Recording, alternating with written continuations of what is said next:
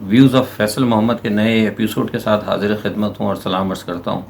उम्मीद है कि आप सब खैरियत से होंगे। और आज भी हम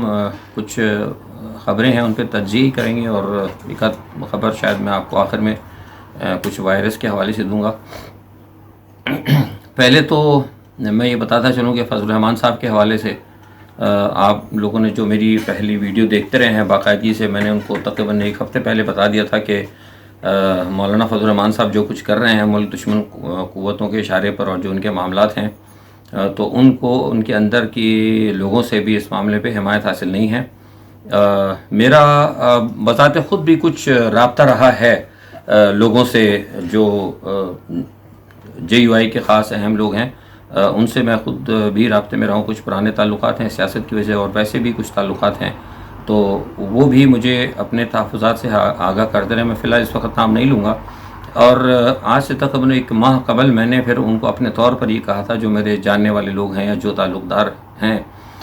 उनको मैंने ये ज़ाती तौर पर मशवरा दिया था कि वो JUI का एक इजलास बुलाएँ और इजलास बुलाने के बाद मौलाना फजल रहमान के इन मामलात पे गौर करें और उन्हें जमात से फ़ारिग करें। ये पैगाम हमने दिया था। इस हवाले से मैंने ट्वीट भी किया था, मेरे स्टेटमेंट्स भी हैं, तो और कुछ राब्ते भी हुए। अल्हम्दुलिल्लाह उन लोगों की बात समझ में आई, क्योंकि बहुत सारे लोग ऐसे हैं जो प्रो पाकिस्तानी हैं।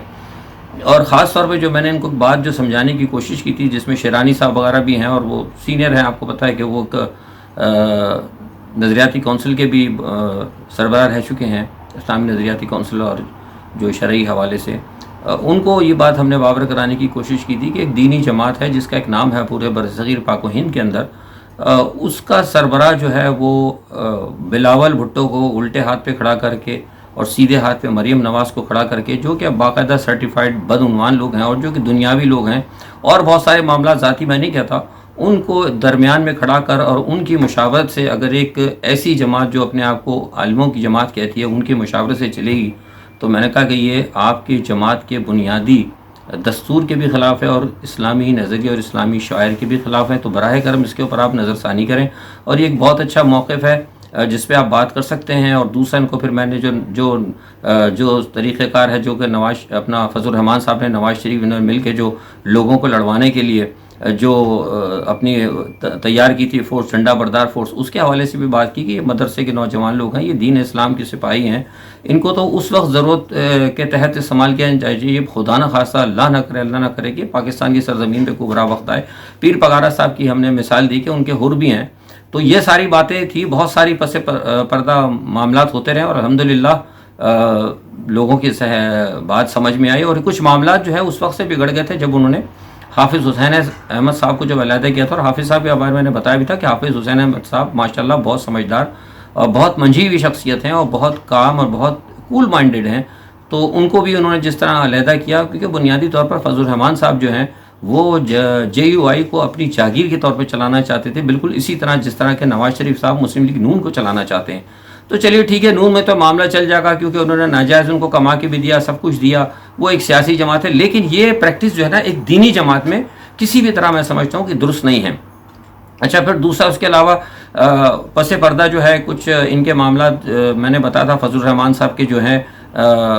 भारत के साथ भी इनके क्या मामला थे, जो पाकिस्तान दुश्मन इनके मामला थे, जो मुल्क के इंटरेस्ट के ख़िलाफ़ थे बुनियादी, वो तमाम मामला भी मैंने उनसे गोशे गुजार की। और ज़ाहिर है वो जमात के सीनियर लोग हैं, मौलाना शेरानी साहब वगैरह, दूसरे और लोग भी, वो भी इसी तरह जानते हैं। तो नतीजा क्या हुआ कि अल्हम्दुलिल्लाह वो आज जो है सामने सूरत हाल आ गई और मौलाना शेरानी साहब ने बोल्ड स्टेप लिया और उन्होंने सारी सूरत हाल बनाई। अच्छा, ये नतीजा इससे ये होगा कि इससे सबसे बड़ी बात ये होगी कि इसमें जो मौलाना फजल रहमान साहब ने जो काम किया था, जो कि नैब के बुलाने पर उन्होंने कहा था, इनका प्लान था मौलाना फजल रहमान साहब का कि अगर मुझे नैब बुलाएगी तो मैं अपना ये जो डंडा बरदार फोर्स है इसको मैं वहाँ लेके जाऊँगा, नैब पे बाकायदा धावा बोलूँगा। और ये भी बात इनके दरमियान, मौलाना शेरानी साहब के दरमियान और आपका जो मांडवी वाला साहब है, जिनके बारे में पहले बता चुका हूँ, वो मांडवी वाला साहब जो है ना वो भी बड़े ख़तरनाक आदमी है, क्योंकि वो ख़ुद बुनियादी तौर पर ख़ुद करप्ट रहे हैं। उनकी जो मांडवी वाला मोटर्स है कराची के अंदर, मैं उनको उस वक्त से जानता हूँ जिस वक्त उन्होंने वो ये काम शुरू किया था। और जब मज़दा 1500 इन्होंने मंगवाई थी तो उस वक्त भी इन्होंने जब इंपोर्ट करवाई थी वहाँ से गाड़ियाँ, तो उस वक्त भी और बहुत सारे मामलात में इनकी जो कंपनियाँ हैं ना वो गड़बड़ घोटाला करती रही है। तो लेकिन उस वक्त चूँकि बुनियादी तौर पर कोई पूछने वाला नहीं था। अब ये मामला एहतसाब का शुरू हुआ है, ये लोग सब पकड़ धकड़ में आए, तो ये सब एक दूसरे का सहारा बनने की कोशिश कर रहे हैं। जो मांडवी वाला साहब ने कह दिया था कि मैं चेयरमैन नैब को बुलाऊंगा और यहाँ उनका समन जारी करूंगा, यानी अजीब बात है कि यानी यानी सुप्रीम कोर्ट के होते हुए, आला अदालतों के होते हुए वो सेनेट के अंदर अपनी अदालत लगाने जा रहे हैं। अजीब बेतुकी किस्म की बातें हैं जो आप लोग देख रहे होंगे। नतीजा है कि जो लोग करता धरता हैं, जो इस मुल्क से मोहब्बत रखते हैं, सिर्फ मैं इस्टेब्लिशमेंट की बात नहीं कर रहा, इस्टेब्लिशमेंट से हट के भी बहुत सारे लोग हैं, खामोश लोग बहुत हैं, ऐसे लोग जो कि खामोश अक्सरियत भी है इस मुल्क की, और जो बहुत कुछ कर सकते हैं, वो भी देख रहे थे कि ये हो क्या रहा है इस मुल्क के अंदर। ये जंगल के कानून की तरफ आवाज़ दी जा रही है कि मौलाना साहब उठ के खड़े हो रहे हैं कि मैं नैब को देख लूँगा। एक आदमी खड़ा हुआ, उसने कहा मैं जज को देख लूँगा। दूसरे ने कहा कि मैं सेनेट के अंदर सेनेट के चेयरमैन के हैसियत से अपनी सेनेट में अदालत लगा लूँगा। तो इसका मतलब ये है कि पाकिस्तान में तो फिर जंगल के कानून की तरफ हम जा रहे हैं। तो लिहाजा नतीजा क्या हुआ कि फिर बहुत सारे लोग जो खामोश अक्सरियत है वो मुताहरिक हुए, और अल्हम्दुलिल्लाह उनके मुताहरिक होने से अब आप बहुत सारी चीज़ों में तब्दीलियाँ देखेंगे, और इंशाल्लाह मुझे उम्मीद है कि बहुत सारे लोग जो है अब गिरफ्त में आएंगे। इसीलिए भागम दौड़ शुरू भी हो गई है। मैंने आपको बताया भी था, अपने जो लोग मुझे ट्विटर पे अखबारात में पढ़ते हैं, मैंने को बताया भी था कि सिंध के जो वज़ीर आला हैं उनको भी चूँकि नैब ने बुलाया था, तो उनको भी कुछ गड़बड़ नज़र आई, तो वो भी सरक ली यहाँ से अमेरिका। और वो खैर अमेरिका इसलिए भी गए हैं और कुछ अपने साथ दस्तावेज़ात भी ले गए हैं। और उनकी दूसरी बड़ी कोशिश ये है, मैंने आपको पहले भी बताया था, जो लोग मेरी वीडियोस देखते हैं, कि जो बाइडन के ताल्लुकात जो हैं, क्योंकि जो जरदारी साहब की जो लॉबिंग कंपनियां हैं वो सारी की सारी जरदारी की और फजलुर रहमान साहब, ये अपने नवाज शरीफ की, क्योंकि नवाज शरीफ को लॉबिंग कंपनियां इन्होंने ही करवा के दी थी। जरदारी साहब ने एक दूसरे को गालियाँ तो देते हैं, लेकिन पसे पड़ता सब एक दूसरे को सपोर्ट करते हैं। वो मुझे उनकी लॉबिंग कंपनियों वगैरह सबके नाम मालूम है, लेकिन चूँकि अब वो हमारा ताल्लुक़ नहीं, नाम इन चीज़ पर डिस्कस करते हैं। सिर्फ मैं आपको एक नज़रिया देता जा रहा हूँ कि ये पीछे से सब एक ही हैं। ये तो उन्होंने इनको सारा काम करके दिया हुआ था। तो अब चूँकि बाइडन आ गए हैं और बाइडन की तरफ से उनके मामला दुरुस्त हैं, तो ये वहाँ गए हैं अपने आप को बचाने की खातिर। और उसी पस मंज़र के अंदर कुछ मामला नवाज शरीफ के भी हुए, और अमेरिका से भी पैगाम गया था, और यहाँ से नवाज शरीफ साहब की तरफ से भी पैगाम गया सऊदी अरब को, क्योंकि यहाँ पे उनको शायद हो सकता है वीज़ा वगैरह ख़त्म हो रहा हो, कुछ प्रॉब्लम्स हैं, तो उनको फिर सऊदी अरब से दावत भी आ गई नवाज शरीफ को। और हो सकता है कि नवाज शरीफ साहब सऊदी अरब चले जाएं, और हो सकता है फिर सऊदी अरब जाके ठहर जाएं, या हो सकता है, मैंने न्यूजीलैंड का भी बताया था कि न्यूजीलैंड भी वो जा सकते हैं, क्योंकि न्यूजीलैंड में भी इनके कुछ कारोबार वगैरह हैं। न्यूजीलैंड के जो साबिक़ा वज़ीर आज़म है उनके साथ नवाज शरीफ साहब की को पार्टनरशिप वगैरह भी है, को पता नहीं स्टील मिल वगैरह का। बहरहाल ये लोग बहुत बड़ी माफिया है जो पाकिस्तान के ऊपर कब्जा किए बैठी थी। दुनिया में कहाँ कहाँ इनके कारोबार हैं, कहाँ कहाँ इनकी नेशनलिटियाँ हैं, कहाँ कहाँ क्या कर रखा है, कुछ पता नहीं है। बहुत सारी चीज़ें अभी भी जो है ना छुपी हुई हैं। तो बहरहाल देखते क्या है कि नवाज शरीफ साहब का, लेकिन बहरहाल जो एक असल बात थी आपको मौजूदा सूरत हाल में बताने की, वो ये है कि फजलुर रहमान साहब की जो है पार्टी और पीडीएम के अंदर से इंशाल्लाह धुआं निकलना शुरू हो गया। और अब फौरी तौर पर जो है हमारी ये भी इत्तलात है, मैं आपको ये ख़बर दे रहा हूँ, कन्फर्म खबर है कि पीपल्स पार्टी ने और बल्कि एक दो और पीडीएम की जमातें हैं जो कि मौलाना फजलुर रहमान पर तकिया की हुई थी, क्योंकि उनको पता था कि मौलाना फजलुर रहमान के पास जो है ना मदरसे के लोग हैं और स्ट्रीट फाइटर हैं उनके पास, डांड शोट जिसे हम कहते हैं ना पर पंजाबी में, डांड शोटे वाले, कन टुट्टे जिन्हें कहना चाहिए, तो वो सारे इनके पास थे। तो अब वो चूँकि इनके अंदर फूट पड़ गई और मौलाना शिरानी साहब ने वाज़ेह तौर पर कह दिया है लोगों को, अपने जो बलूचिस्तान के और सरहद के बहुत सारे तालिब इल्म हैं उनको कहा है कि वो अपने दफातर खोलें और मौलाना फजलुर रहमान साहब की जमात से और इनसे अलहदगी इख्तियार करें, क्योंकि बुनियादी तौर पर वो ख़ुद भी जमात का जो एक तरीक़ेकार है, एक दस्तूर होता है ना, एक जमात का एक मजलिस आमला होती है, कोई इलेक्शन होते हैं, चूँकि वो पे इस्लामी जमात है, वहाँ मुशावरत होती है, तो वहाँ कोई मुशावरत नहीं है। बस मौलाना फजलुर रहमान साहब अपना चूँकि हमेशा कश्मीर कमेटी में रहे, हमेशा गवर्नमेंट में रहे, तो अपने पावर की वजह से उन्होंने JUI को भी हाईजैक किया हुआ था। ये आपको मैं ख़बर बता रहा हूँ। तो लिहाजा अब चूँकि वो अलहदा हो गए हैं, अच्छा फिर भी लोगों ने उनको बर्दाश्त किया, लेकिन वो बाद में उन्होंने पाकिस्तान को ही धमकाना शुरू कर दिया, इस्टेब्लिशमेंट को धमकाना शुरू कर दिया। तो उसके ऊपर जो जमीयत उलमा इस्लाम के जो मुहब्बतन तबके हैं, जो दीनी तबके हैं, उन्होंने इस चीज़ को महसूस किया और मौलाना फजलुर रहमान साहब की जो है तनज़्ज़ुली का वक्त अब जो है शुरू हो गया है। ये तो था मामला। और दूसरा इसके अलावा ये है कि पीपल्स पार्टी का आपको मैंने बताया था कि ये क्योंकि वो यहाँ से भाग चुके हैं, तो पीपल्स पार्टी जो है अब थोड़ा सा वो भी परेशान है, लेकिन पीपल्स पार्टी अपने विकेट के दोनों जानिब खेल रही है। लेकिन इस वक्त मैं आपको बता दूं कि जो सूरत हाल है, बहुत सारे लोगों ने फिर मुझसे कहा है दोबारा इस्टेब्लिशमेंट, देखिए मैंने आपको एक बात पहले भी कही थी कि मिलिट्री इस्टेब्लिशमेंट जो है वो बहुत कुछ कर सकती है और इस्टेब्लिशमेंट भी बहुत कुछ कर सकती है, इदारे भी बहुत कुछ कर सकते हैं, लेकिन हम इस वक्त हालत जंग के अंदर है। मैं आपसे तकरीबन 2 महीने 3 महीने से बात कह रहा हूँ कि जब हालत जंग में होते हैं आप, जब आप देख रहे हैं कि हिंदुस्तान हम पर हमला करने के लिए तैयार है, जब आप देख रहे हैं कि हमारे अफ़गानिस्तान के अंदर इस वक्त बहुत बड़ी ट्रांजेक्शन होने जा रही है अमन के हवाले से, तो कभी भी जो पाकिस्तान के इदारे हैं वो नहीं चाहेंगे कि यहाँ पे कोई किसी किस्म का बड़ा महाज इन गद्दारों के खिलाफ खोल कर इनको इस बात का मौका दें कि वो यहाँ पे कुछ सिविल वॉर की सिचुएशन पैदा करें और पाकिस्तान रियासत के अंदर अनरेस्ट हो, क्योंकि रियासत के अंदर ही से ज़्यादा जो है ना रियासत को जो खतरात हैं वो रियासत की तरफ से। तो इसलिए बहुत सारे मामला जो हैं बड़े काम एंड क्वाइट, और जिसे कहते हैं कि बड़े खामोशी के साथ कछुए की चाल के तरीके पर लोग चल रहे हैं। और अब ये देखें कि अब ये जो आपके सामने एक चीज़ आई है ये उसी का ही पस मंज़र है कि किस तरीके से मामला हुआ है। दूसरा एक बात ये भी बता दूं कि मैंने एक बात आपको गुज़िश्ता 15-20 दिन पहले भी कही थी कि बहुत सारे लोगों ने ये अफवाहें भी उड़ाई थी कि बहुत ज़्यादा हमारे हालात ख़राब हो गए हैं, हमारे ताल्लुकात बिगड़ चुके हैं। मैंने भी पहले भी कहा था कि जो बैनुल-अक़वामी मामलात होते हैं इसके अंदर उतार चढ़ाव आता रहता है। सऊदी अरब से भी हमारे कुछ थोड़े से ठीक है हो जाती है, दोस्त है हमारा सऊदी अरब, यूएई से हमारे ताल्लुकात थोड़े से ऊंच नीच का शिकार हुए हैं, लेकिन इस एज सच वो सूरत हाल नहीं थी जो हमारे कुछ यूट्यूबर्स ने, मुझे हैरत, मैं किसी का नाम नहीं लूँगा, सारे मेरे दोस्त हैं मुझसे सीनियर ही हैं, लेकिन मुझे बाज़ वक़्त इतनी हैरत होती है कि मैं यहाँ यूरोप के अंदर होता हूँ और यूरोपियन यूनियन में, और उसके अलावा यहाँ से बाहर भी जाता रहता हूँ यूरोप वगैरह में, और जो मेरे मामलात होते हैं जो मैं जिस तरह देखता हूँ, तो मुझे जिन लोगों से जो कहीं ना कहीं मामले के अंदर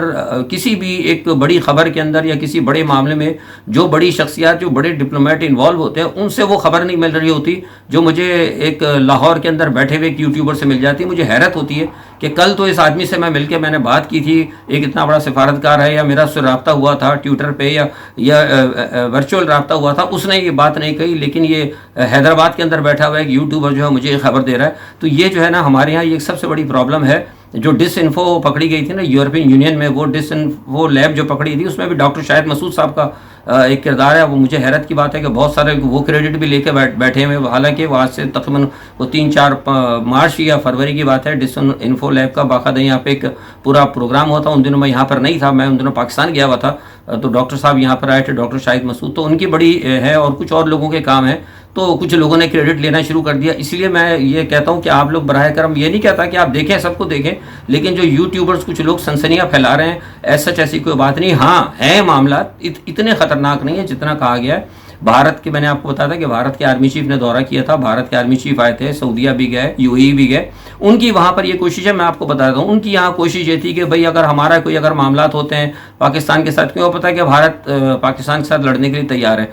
तो उनकी ये कोशिश ये थी कि यार अगर पाकिस्तान के साथ अगर कोई जंग हो जाती है तो हम कोई ऐसे मामलात कर लें सऊदी अरब के साथ या यूएई के साथ के दौरान जंग जो है हम पाकिस्तान को ऑयल की तरसील वगैरह जो है इस किस्म की चीज़ को हम बंद कर दें पाकिस्तान के लिए, कोई घेरा तंग करने वाली बात, क्योंकि ऑलरेडी मोसाद वहाँ पर मौजूद है। ठीक है, अब वो उनके मामलात हैं, उन्होंने तस्लीम किया, वो एक अलहदा चैप्टर है,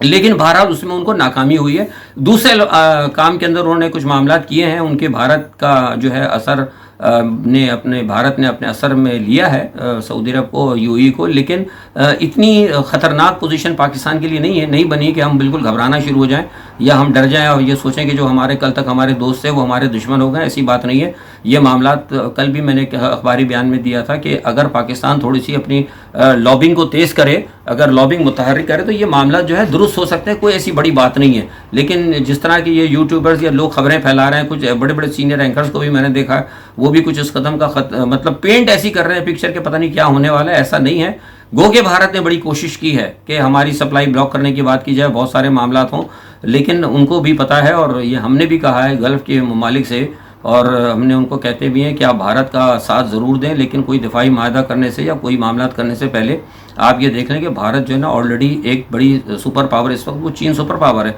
उसके साथ हालत जंग में है, और इस खत्ते के अंदर जो है ना रूस और चीन जो है वो एक अहमियत के हामिल मुल्क हैं। तो क्या आप एक ऐसी सूरत हाल के अंदर जबकि जिस भारत का रूस भी मुखालिफ हो, जिस भारत का चीन भी मुखालिफ हो, आप सिर्फ अमेरिका के कहने के ऊपर और अपने मामलात को इनके साथ ही बिल्कुल मतलब अपने जो कहते हैं ना कि अंडे उनकी टोकरी में ना डालें, जैसे कि मोदी साहब ने अपने अंडे उसके ट्रम्प की टोकरी में डाल दिए थे, तो फिर जो सूरत हाल हुई, तो ऐसा ना हो कि आपको शर्मिंदगी का सामना करना पड़े। तो ये सूरत हाल है अमेरिका की। आपको इसीलिए मैंने बताया कि अमेरिका की हालत भी आपको पता है। अभी माइक मोलन साहब ने एक कह दिया था, बीच में एक शोशा छोड़ दिया उन्होंने कि जनाब वो मार्शल लॉ लगा दिया जाए, उस पर भी बड़ी लेदे हुई, आपने सुना होगा। तो मैं समझता हूँ कि वो तो खैर बेवकूफ़ी वाली बात है। हाँ, वो अमेरिका में जो मार्शल लॉ की बात थी वो टाइम था, अब नहीं है। अब चूँकि जो मेरी इतलात हैं अमेरिका से कि वो मामला जो है ना अब वो ट्रम्प के तकरीबन हाथ से निकलते जा रहे हैं, और जो फ़ौज है वहाँ पे जो मिलिट्री इस्टेब्लिशमेंट है उसने भी कह दिया कि अब हम ट्रंप के कहने के ऊपर मतलब कोई हम बड़ा स्टेप नहीं लेंगे। अगर ऑर्डर कर भी देता है ट्रंप कोई बड़ा, तो मैं नहीं समझता कि वहाँ की वो मिलिट्री जो है उनकी बात को माने। तो लिहाजा ये चीज़ जो है ना सऊदी अरब वगैरह को और इनको समझ में आई होगी और उन्होंने देखा भी होगा। और आपने ये भी देखा होगा कि आज शायद, अभी तो मैं आज रात की बात है, रात कर रहा हूँ, ये मेरी वीडियो कल तक पहुँचेगी आपको। तो आज सुबह मुझे बताया गया था कि पाकिस्तान से कुछ गल्फ़ के और सऊदी सफ़ीर वगैरह उनका भी इंटरेक्शन हुआ है इमरान खान के साथ। तो ऐसी बात नहीं है, ये मामला ऊंच नीच आती रहती है, पैसे मांग लिए दे दिए, वो बहुत सारा होता है, प्रेशर होता है, प्रेशर डाला जाता है। हमारे यहाँ से प्रेशर डालता है अमेरिका ने, कितनी बार प्रेशर डाला पाकिस्तान पर, डूम और तो प्रेशर ही होता है ना। तो इस तरह प्रेशर आ गया, लेकिन प्रेशर का मतलब ये नहीं होता कि आप बिल्कुल ये कहते कि जी कल के जो दोस्त हैं हमारे दुश्मन हो गए। हाँ, प्रॉब्लम्स हैं, वो मैंने आपको बता दी, और वो ऐसी प्रॉब्लम्स नहीं है कि मतलब अगर वो आकर भारत कह देगा तो गल्फ वाले हमारा तेल बंद कर देंगे, यूँ कर देंगे। लेकिन ये खतरा है, उन्होंने कोशिश की है, ये स्ट्रेटेजी उनकी थी, हम उसके बारे में अपना जो है हमें काम करना चाहिए। अच्छा, दूसरा इसी तरह मैं बता दूं कि अब ये दूसरा इस वक्त मामला अफ़गानिस्तान का है। अफ़गानिस्तान के अंदर ट्रांजिशन हो रही है और अमेरिका की पूरी कोशिश ये है कि बाइडेन अपना ट्रंप इंतज़ामिया की कि ये मामला किस तरह हो जाए, जैसे मैंने आपको पहले बताया था। क्योंकि लेकिन अमेरिका की ख्वाहिश ये भी थी, वो चाहते थे कि हमारे कुछ थोड़े से वहाँ पर लोग रहें। तो ये भी बात तालिबान ने मान ली है। उन्होंने कहा कि भाई अगर 2,500 के करीब अगर वो रहें फ़ौजी, तो लेकिन वो रहें अमेरिका में, लेकिन शर्त ये होगी, तालिबान का कहना था कि वो जो है अमेरिकन इनके ज़ेर असर होंगे तालिबान के। मतलब उन्होंने अमेरिका को यकीन दहानी कराई थी कि आपकी सरजमीन जो है ना हम अमेरिका के ख़िलाफ़, मतलब किसी और मुल्क के ख़िलाफ़ या अमेरिका के मफाद के ख़िलाफ़ इस्तेमाल नहीं होगी। हम ख़ुद आपके यहाँ के मफादात की निगरानी करेंगे और आप जो रखना चाहते हैं 2,500 के करीब फ़ौजी, वो हमारे मातहत होंगे, हम उनकी देखभाल करेंगे। मतलब उन्होंने अस खुद कोई काम नहीं करना है। और इसी तरह जो कुछ कंट्रैक्टर वगैरह इन्होंने जो भी भिजवा दिए हैं नई बाइडेन इंतज़ामिया ने, उस हवाले से भी शायद बातचीत हो रही है। और मुझे लग रहा है कि शायद हो सकता है अगर वो कंट्रैक्टर्स वगैरह भी अगर चले जाएँ तो फिर मैं समझता हूँ कि ये मामला जो है अफ़गानिस्तान का किसी हद तक अमन हो सकता है। देखिए, लेकिन अभी ये कहना जो है ना ज़रा क़बल अज़ वक्त होगा, तो देखिए क्या होता है। अच्छा, दूसरा एक आखिर में बात आपको दूँ मैं, वायरस के हवाले से बहुत सारे लोगों ने पूछा। देखिए, वायरस के हवाले से मैंने बहुत पहले 1-2 वीडियोस डाली थी और मैंने 1-2 स्टेटमेंट्स भी दिए थे इंटरनेशनल प्रेस के अंदर भी। लेकिन फिर वो मुझे, क्योंकि मैंने आपको पहले बताया था कि मेरे कुछ मामलात मगरिब के साथ और कुछ इदारों के साथ होते हैं, तो मुझे बड़ी सख्त वार्निंग आ गई थी, वो मेरी वीडियोज़ भी उड़ा दी गई उन्होंने। तो ये बहरहाल मैंने आपको एक इशारा दिया था और यहाँ भी एक छोटा सा इशारा दूंगा। मैंने आपको पहले बताया था कि ये जो है ना, ये मैन मेड वायरस है और ये जो कुछ आपको मैंने बताया था शैतानी कुव्वतें, मैंने इस हवाले से ये इसमें क्या है, रोल है इसका बिल गेट्स का और क्या, ये मैं सारी आपको पुराने दे चुका हूँ, इस पर बात नहीं करूँगा। वो लोगों को बहुत पता भी लग चुका है, बहुत सारे लोग बोल चुके हैं। तो ये अब असल में चूँकि इन्होंने देखा था कि भाई इससे जो है इतना नुकसान नहीं हुआ, तो इन्होंने इसको थोड़ा सा ना वायरस को थोड़ा सा मोटिवेट करके, या मतलब क्या कहते हैं म्यूटेट करके ना, या इसकी क्या करना चाहिए हम लोग ताकि उर्दू में समझ जाए, इसके असर को ज़रा तेज़ करके इसको स्प्रेड किया है। अब स्प्रेड किस तरीके से किया है ये अभी फ़िलहाल नहीं पता, लेकिन ये कन्फर्म बात है कि इन्होंने इसको मज़ीद जो तबाही कम हुई थी उसको फैलाने के लिए वो किया है। बहरहाल ये एक बीमारी है, इसलिए सबसे बेहतरीन तरीका यही है जो मैंने बताया था कि आप लोग एहतियात करें, मास्क का इस्तेमाल करें और ज़्यादा से ज़्यादा जो है विटामिन डी वगैरह या विटामिन सी, जो ऐसी चीज़ें जो कि आपके इम्यून को जो मतलब स्ट्रॉन्ग कर सकती हैं, वो चीज़ें आप इस्तेमाल करें और घबराएं नहीं, क्योंकि ये इंसान को खौफ और पैनिक जो है ये फैलाना चाहते हैं। और पैनिक फैलाने के बाद अब ये देखें ना, आपने इंग्लैंड के अंदर जो है पूरा इन्होंने टोटल इंग्लैंड को बंद कर दिया है। तो नतीजा क्या होगा, जो मैंने आपको याद है, जिन्होंने मेरी अगर पहले 2-3 वीडियोस देखी होंगी जिसमें मैंने कहा था कि 2021 के आखिर में या 2021 के मिड के अंदर ये कुछ मुल्कों को इस तरह बंद करेंगे कि वहाँ पे खाने पीने की प्रॉब्लम्स हो जाएं, यानी कहत किसी सूरत हाल हो। जब कहत किसी सूरत हाल होगी तो लोग वहाँ पर लड़ेंगे, मार कुटाई होगी, छीना झपटी होगी, तो उसके नतीजे में भी आबादी भी कम होगी और बहुत सारे मामला जो शैतानी कुव्वतों के हैं, दज्जाली कुव्वतों के जो मामला हैं, उनको इस पर अमल पैरा होने का या उस पर अमल दरामद करने का उनको मौका मिलेगा। बहरहाल देखें, अल्लाह बेहतर करने वाला है। जो हमारे नबी पाक सल्लल्लाहु अलैहि वसल्लम की जो सरकार दो आलम सल्लल्लाहु अलैहि वसल्लम की जो अहादीस मुबारक हैं आसार क़यामत के हवाले से, अगर मैं समझता हूँ कि लोग उनको भी थोड़ा सा पढ़ें। ये वक्त है, हम लोग असल में चीज़ें पढ़ते नहीं हैं, उनको भी पढ़ें। उनको आप पढ़ेंगे तो आपको बहुत सारी चीज़ों को समझने की सलाहियत भी आपके अंदर आएगी और बहुत सारी चीज़ों को आप समझ भी सकेंगे और आपकी सोच थोड़ा सा वसी होगी। इन्हीं अल्फाज के साथ मैं आप सबसे इजाज़त चाहता हूँ। अपना बहुत ख्याल रखिएगा। अगले इंशाल्लाह वीडियो में मैं आपको कुछ 2-4 अहम बातें बताऊंगा और हर मेरी कोशिश होगी कि हर वीडियो के अंदर आपको मैं वायरस के हवाले से छोटी छोटी हकीकतें बताते जाऊँगा, क्योंकि ज़्यादा बात करने के लिए वो हमें फिर बड़े मसाइल पैदा हो जाते हैं। इन्हीं अल्फाज के साथ मैं आप सबसे इजाज़त चाहता हूँ। अपना बहुत ख्याल रखिएगा। अल्लाह हाफ़िज़।